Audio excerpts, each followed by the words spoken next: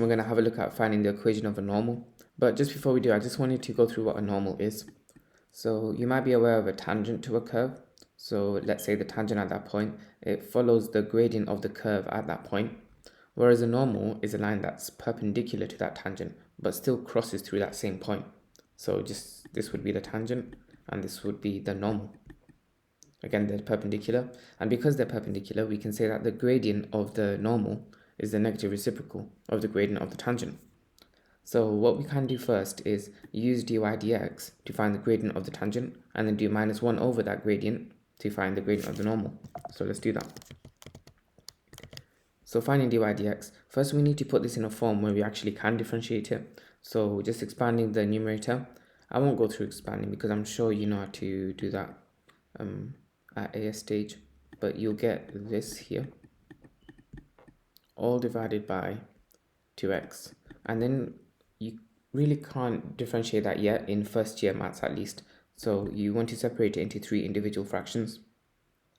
So 4x squared over 2x, I'll write it out here just so you have the steps here, plus 7x over 2x, plus that, or take away actually that third term, minus 2 over 2x, which is just 1 over x. From here, you can cancel out the x's, so this becomes 7 over 2, cancel out the x's here, so this becomes 4x over 2, and actually cancel out the 2's as well, so this becomes 2x.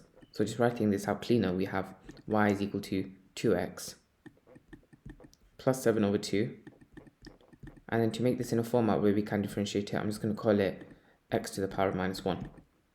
From here, we can find dy dx by differentiating each of these individual terms. So the differential of 2x is 2, the differential of any constant is 0, and then differentiating this term, well, minus 1 times this minus 1 is positive 1, x, and you take 1 away from the power, so x to the minus 2.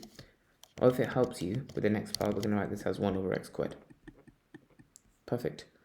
Now we're trying to find the gradient of the normal when x is minus 2. So we're first going to find the gradient of the tangent when x is minus 2 by putting x equals minus 2 into dy dx. So when x equals minus 2, we say dy dx is, well, minus 2 all squared is 4. 2 plus 1 over 4 is 9 over 4. And that's for the tangent. I'm just going to make that clearer. But now we say that the gradient of the normal is minus 1 over the gradient of the tangent, which is what you get when you swap the sign here on this fraction, and also what you get when you do the reciprocal of the fraction. So it's 4 over 9, minus 4 over 9 that is. So far we know that normal is a straight line, so it has the format y equals mx plus c. And we found the m. We found that it's minus 4 over 9. But we don't know the value of c yet. This brings us on to another difficult part of this question. We also don't know a coordinate that the normal crosses through. What we do know is that it crosses with the curve when the curve has an x-coordinate of minus 2. If we put that x-coordinate of minus 2 into the equation of the curve, that'll give you the y-coordinate at that point. And that x and y-coordinate is also where the normal crosses. So let's do that. So putting minus 2 into this equation, 4 times minus 2 is minus 8, minus 1 is minus 9, multiplied by, well, minus 2 plus 2 is 0. So automatically we know it's going to be 0 because, well, let's work it out. 2 times minus 2 is minus 4. The numerator will be 0, and 0 divided by any number is 0. So we know it crosses the coordinate minus 2, 0. Substituting those two values into this coordinate, so y is 0, x is minus 2, minus 4 over 9 multiplied by minus 2 is positive 8 over 9.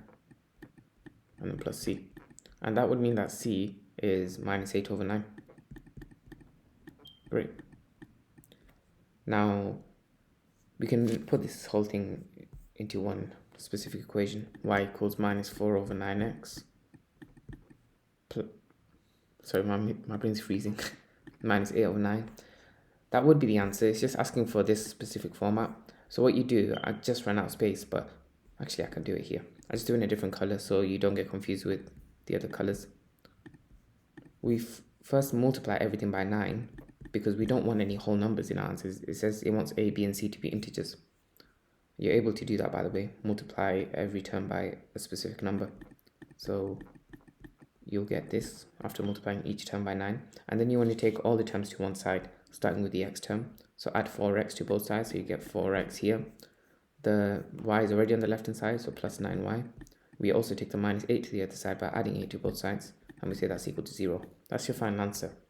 If you have any questions with that, just let me know in the comments. Otherwise, please like the video if you enjoyed and subscribe. I'll post a new video every day. If you have any tutoring inquiries, I've linked my business email in the description as well, so you can just hit me up there.